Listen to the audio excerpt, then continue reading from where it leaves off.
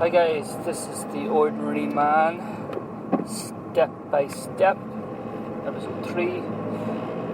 So what I've decided to do is, I still don't know if we'll do this every day, but I didn't do it yesterday, but I thought it'd be a good idea to do it whilst I'm on the run to the first meeting of the day. So yesterday, what did we do yesterday? So yesterday morning was spent doing an audit. Whenever you hear audit, I suppose there's nothing really exciting about that, and to be honest, you're spot on. What the audit was basically, I'm always trying to find new ways to grab the attention of the decision makers, the people that I need to attract attention of, obviously. In my world, a lot of these people are HR directors, HR managers, HR admin, executive assistants, recruitment managers, all of the above. So really what I try to do is I try to profile these guys to see basically who they are, what they do, what makes them tick, where their attention usually lies. It's basically it comes probably a lot from the show I love is Criminal Minds, and it's all about profiling serial killers, which sounds a bit crazy, but that's generally what you have to do. You have to profile these people. There's no point blindly just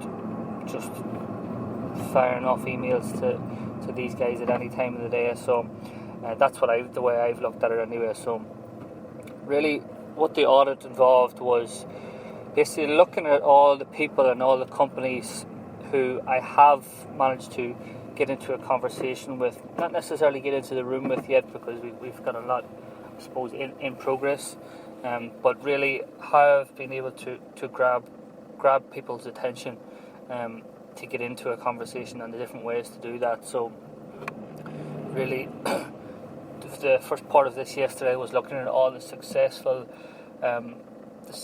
outcomes of this. So everybody who have engaged in a conversation and who have, I suppose, been interested in what we're doing with Property Base Camp. So really, I suppose that the good thing about it didn't really throw up any surprises. So what we basically did was we looked at all the companies. We looked at all the individuals that we've tried to contact. We've looked at the job roles that they actually perform. We look at the platform that we've used to try and connect with them. If it's email, if it's LinkedIn, if it's LinkedIn email, if it's Facebook, if it's Twitter, if it's just general adverts, if it's cold emails being received to us. We also look at the day of the week that these guys have got back to us, and even the time that they've actually contacted us as well. They're the main sort of things that we've done this audit on, just to see. Basically, the outcome of this is, the end goal of this is to get the prime tool, day, time, and job title, obviously, to try and contact my target audience. So I suppose the outcome really wasn't overly a surprise. The main success that we've had has been through referrals. It's really it's probably taken 75% of the successful outcomes that we've had is about referrals. So that's really using your existing network of people and getting an introduction, or it's going to an event and meeting somebody, and then they'll give you an introduction. Really, what else we did with referrals was trawled Facebook, I suppose. There's a tool that I'll put up again on Instagram that I've used, where you can search for somebody's name. You can search for them in Facebook, Twitter, LinkedIn. You can also search for companies that people work in, places that they live. So it's a very useful tool. But really, I suppose the single best form of of tool that we found is the mutual friends within Facebook. So literally, if you have a target audience that you want to hit, you know their names. That we're lucky that we're in a B2B environment, that we do generally know the names of the people that we want to attract. Look at the mutual friends, and really hopefully that you have some mutual friends of theirs, and start to build a relationship from there. Probably the second best approach, should we say, is again what we sort of have been doing for a long time, and that's really contacting people on a Tuesday, Wednesday and Thursday between 2 and 4 p.m. By email. So just probably to explain a little bit more, what I found is obviously it seems that everybody's extremely busy in the morning. Morning times people are in, they're having their meetings straight away, they're having team updates, they might have a quick glance at their emails first thing in the morning. Generally a lot of these guys will just have a glance, and then they'll go off to their meetings, and then they'll have their lunch, and then it's only after lunchtime when they start to sit down at their desk and get a little bit of work done, which would be, I suppose, reviewing your emails. So really we've probably been doing that for a long time, probably more so on LinkedIn than email, contacting people between 2 and 4, which is a bit scary when you think about it, because that's you have 6 hours in the week, 6 hours of a full week to be able to grab your target audience attention. So scary is probably the wrong word, but it really means that you have to have everything prepped, I suppose, ready to go. You know the types of message that you want to send to them, if it's personal, if it's something they've wrote an article on or a blog on, or if it's a recruiter, or they just posted a new job offering. So you really have to have all that sort of ready to go. And I suppose the other main thing that we found is regarding the type of message that you're trying to send to these people. Generally speaking, what I've found is if you're talking to somebody who's a HR manager or HR admin or recruitment manager, you generally want to go in soft with a soft message, and that's something like one of the ones I use, for example, for recruitment managers. It's hey, I see that you've just published a new job posting for a Java developer role. Quick question: Are you considering candidates who are from abroad, who are relocating from abroad, or is it generally a local hire that you're looking for? So what that does is that they'll hopefully get them to respond and get engaged in the conversation pretty quickly, and then you follow up then with, well, if they are coming from abroad, then and if they need rental accommodation, we'll be able to help. We've got rental accommodation readily available, blah blah blah. So that's generally it. Probably you're talking probably, and again, I can't back this part of it up yet, but generally they're very, very busy and high-powered people in high-powered positions, such in companies such as your Google and your Microsoft and Amazon. Generally speaking, I don't know if that soft approach works. I think they just want to be told straight away what it is. I don't know yet. So what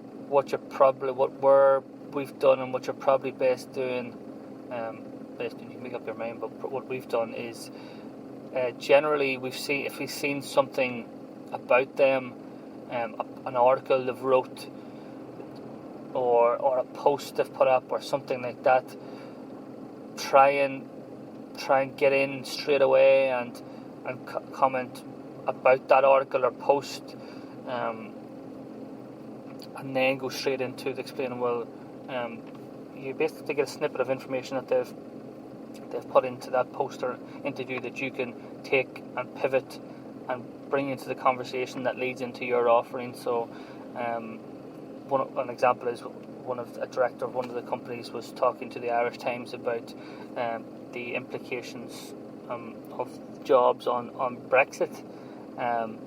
So what I did was I said that I read the article, great article. Have you seen any impact from your side on jobs? So this was a director of a recruitment company of jobs. Is there more jobs, less jobs becoming available? And then pivot straight into that's something like what I said was that's something we're actually looking at is the potential opportunities with Brexit. We're keeping rental properties available for companies who are relocated from London to Dublin. We'd love to have a chat to at some time whenever you're free to discuss what you've found so far. So something like that, and basically he got engaged straight away, had a reply within 1 hour. So really that's how I spent the morning yesterday. The other side to that is what I really want to look at is probably in a little bit more detail is the times and dates that people didn't get back to me, and see if there's any correlation there, just to really sort of strike that out and just be 100% certain that this 2 to 4 p.m. Tuesday, Wednesday, Thursday and via email is the best approach. Again, there's so many things that are out of your control with people who get your emails or messages at any one time, so you just have to do your best with what you can control. The other side of that was, so we again scrolled job boards and via LinkedIn, etc. I looked at companies yesterday of who are hiring for technology people, developers, etc. And then again followed up with a soft message asking them about are they considering people from abroad and relocating here, and then obviously open up the conversation again. So we did that for a couple of hours yesterday, which was mixed success, but not too bad. Also went pretty heavy in adding LinkedIn connections. Again, basically anybody who listened to me, anybody who's based in Dublin, they might see something in my profile that they might like. The third thing which we tried for the first time yesterday was, again, it's just all about getting attention to the brand, but I've literally went on 1,500 connections on LinkedIn, and I've literally went on to each one of their profiles, looked to see if they've had Twitter accounts. If they have a Twitter accounts, I've logged into Twitter as a Property Basecamp Twitter account and just followed them. And literally done that for we're only about halfway through, but we're going to do that for every single one of the connections. Why are we doing that? Again, it just brings that little bit of attention to the brand. It's we're not asking them to go and action anything, or there's no call to action for this, but it's like they'll get a notification, it'll pop up to say a Property Basecamp is now following you. They might look into the profile on Twitter, may not, but what it'll do is if they do see our name or a post about us or something in the newspapers in a week, 2-3 weeks down the line, they'll be able to make that connection to say, Jesus, they actually followed me on Twitter, and I might look into them. So again, it's just a daily work, it's just a daily grind. There's no, I don't think there's any magic wand of how to get into the room with decision makers, and that's really my focus now at the minute. So it's just literally putting in the work. Underlying principle that we're working off is be personal. Try and be personal. If you are contact people, actually not try, you have to be personal, and if that's something about their company, if that's something about themselves, it's the only way they're going to get engaged. And yeah, just do the best of what you know and what you can control. So that's why we were doing the audit of seeing how we've been successful up until now. So really that was it for yesterday. We'll as I said, on the way to meetings now, so another busy day ahead. So we'll keep you guys updated. Obviously throughout the day, to be putting up posts of where I am, what I'm doing on Instagram again. So The Ordinary Man, Snapchat again, The Ordinary Man. Still not mad into Snapchat, but I think it's gonna be around for a while. So and then obviously you'll get us on. Get me on LinkedIn, Tom Courtney, and the company profile, Property Basecamp, etc. The only other thing is the website that you can check out if you want to have a nosy. It's www.propertybasecamp.ie. And again, as per usual, happy to take any feedback or any positive, negative sort of response from the podcast. And think we're going to keep doing this because this is going to be really important for us moving forward, and to be able to look back